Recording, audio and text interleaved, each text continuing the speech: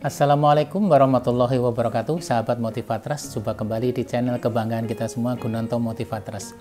Pada kesempatan kali ini saya kembali hadir untuk sharing sedikit tentang sesuatu yang menurut saya menarik, masih terkait dengan motivasi dan juga pengembangan diri untuk menuju hari yang lebih baik di masa mendatang.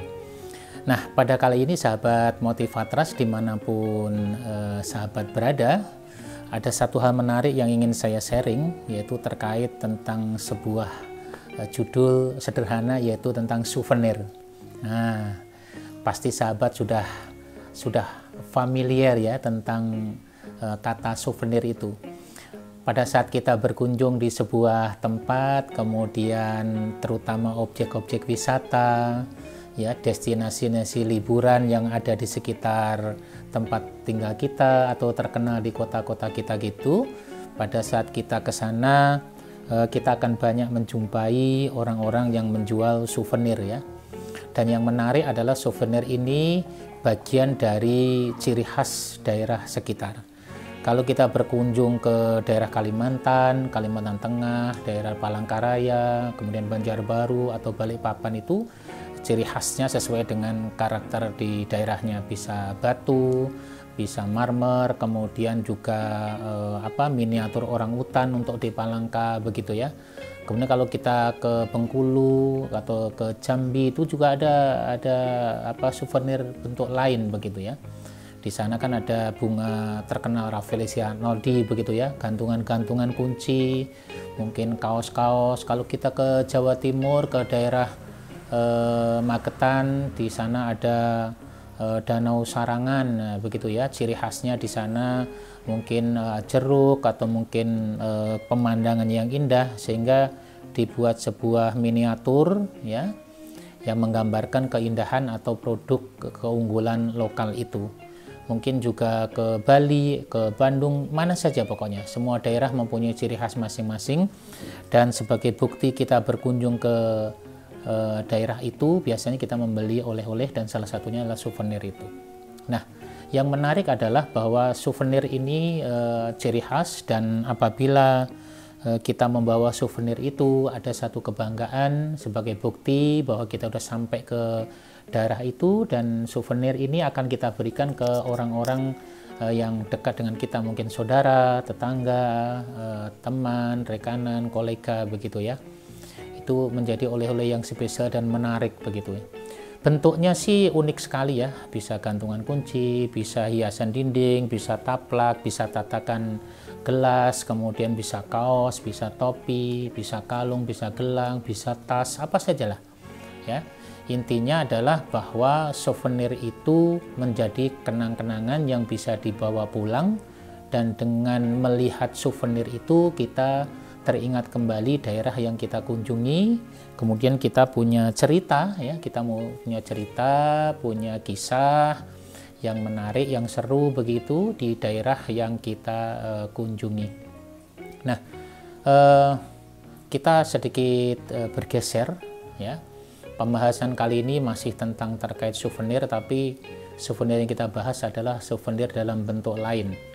Nah, bagaimana kita sebagai seorang guru, seorang motivator, seorang trainer, seorang pendamping apapun ya, itu rasanya kita juga penting, rasanya kita juga bagus ya mencontoh ilmu souvenir ini begitu ya. Kalau souvenir dari objek wisata tadi kan oleh-oleh untuk bisa dibawa pulang dalam bentuk benda. Nah, kalau kita sebagai guru, kita mungkin juga perlu oleh-oleh yang bisa dibawa pulang oleh siapa? Oleh orang yang mengakses kita, oleh rekan kita, oleh tamu, oleh murid kita terutama ya. Nah, souvenir itu tentunya yang membuat anak itu senang, souvenir yang membuat ingatan jadi segar kembali, souvenir yang membuat rasa gembira dan seru begitu. Nah, sahabat Motivatras, apa yang bisa kita jadikan souvenir dalam diri kita? Satu, sebagai seorang guru, maka souvenir terbaiknya adalah ada beberapa hal. Yang pertama adalah keramahan. Nah, ini Bapak Ibu guru nih, jadilah orang yang ramah, jadilah guru yang ramah ya, yang murah senyum, kemudian familiar kepada anak-anaknya, suka menyapa, empati, care begitu. Itu bagi anak itu menjadi souvenir terbaik manakala ia pulang ke sekolah atau meninggalkan sekolah kalau sudah ia kuliah atau sudah lulus. Kemudian juga pelayanan terbaik, ya, pelayanan tadi pertama keramahan, kedua adalah pelayanan. Nah, guru yang bisa memberikan pelayanan terbaik bagi murid-muridnya itu menjadi kenang-kenangan terbaik. Bukankah murid-murid itu terkadang ini sahabat, terkadang punya sense, punya penilaian yang lebih objektif kepada semua guru yang pernah mengajarnya. Maka ada yang disebut dengan guru favorit, ada juga dengan guru yang mengasihkan, guru gaul, guru milenial. Ada juga mungkin yang agak negatif, ada guru yang kesannya galak, ada yang guru yang jutek, itu juga ada. Ya, itu wajar-wajar saja karena mereka menilai apa yang dilihat dan apa yang dirasakan setiap hari. Maka pada kondisi seperti ini, oleh-oleh terbaik, souvenir yang bisa kita berikan kepada murid kita adalah sesuatu yang dalam bentuk yang tidak terlihat tapi dirasakan murid, keramahan, pelayanan, ada juga mungkin juga empati, ya, kemudian rasa care kepada murid, kemudian ada juga dalam bentuk komunikasi yang efektif, ya, bagaimana kita berbicara kepada murid, penjelasan pembelajaran yang bagus, metode mengajarnya bagus, mengajar dengan menggunakan teknologi, menggunakan alat peraga, kemudian juga kalau ditanya oleh murid kita juga sabar menjawab, tidak marah, kemudian pandangan mata kita juga pandangan yang menyejukkan begitu. Itu semuanya itu bagian dari souvenir yang saya maksud.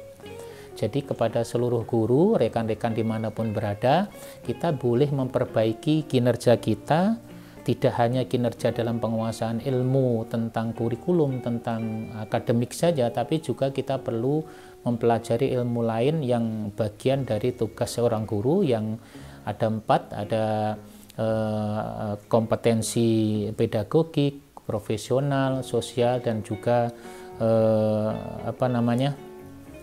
kompetensi yang kepribadian.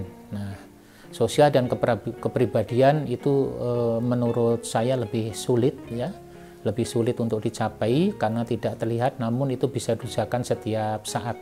Nah, souvenir yang saya ceritakan di dalam video ini itu bagian dari pengembangan kompetensi sosial dan kepribadian.